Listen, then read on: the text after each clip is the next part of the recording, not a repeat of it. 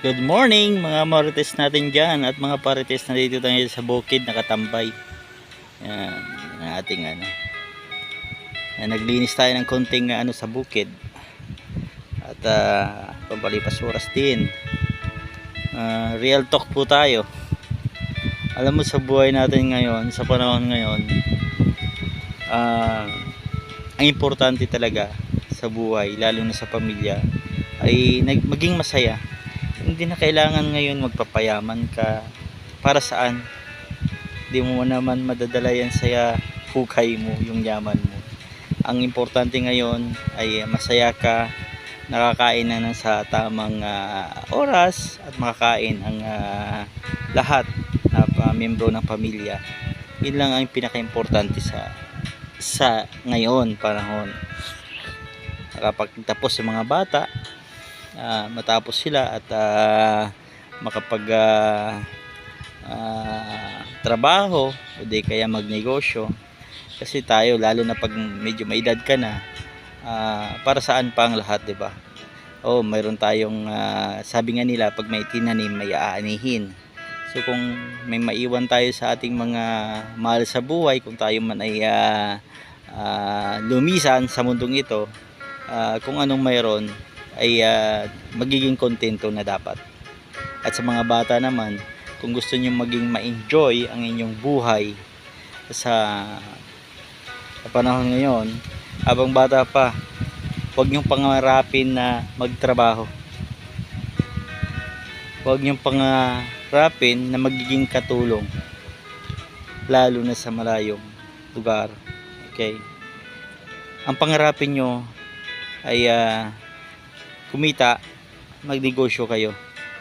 Habang bata pa kayo, magsimula kayo ng negosyo nyo. Kahit anong marami ang pwedeng gawin na negosyo. Basta't ano mo na lang, pag-isipan nyo at passion nyo ang magiging negosyo nyo. At isa pa ay hindi kailangan naman malaking puhunan. Maraming nagsimula dyan sa maliit na puhunan. Kasi pag malaki ang puhunan mo, pag bumagsak, malaki din ang mawawala sa'yo. Pero pag maliit, okay lang. Sa una ng negosyo ay trial and error sa unang pasok mo sa negosyo.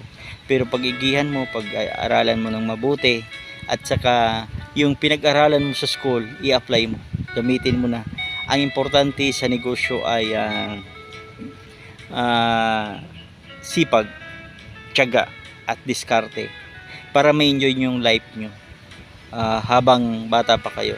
Mahirap magsimula ng negosyo, matanda na kayo, tapos pagod-ugod na kayo, hindi nyo ma-enjoy ang life nyo na bago nyo ma-establish ang negosyo nyo. Medyo talagang hirap, hindi kumbaga sakit sa katawan. Hindi kagaya ng bata na flexible pang katawan, may enjoy nyo yung lahat ng bagay na matatamasa nyo sa inyong negosyo kung magninegosyo kayo. Sa lahat ng negosyo, hindi naman lahat panalo. May mga araw na talo. Pero natural lang yan, normal lang yan. Ganun lang ang buhay. Sabi nga nila, may masaya, may malungkot. Ganun din sa negosyo.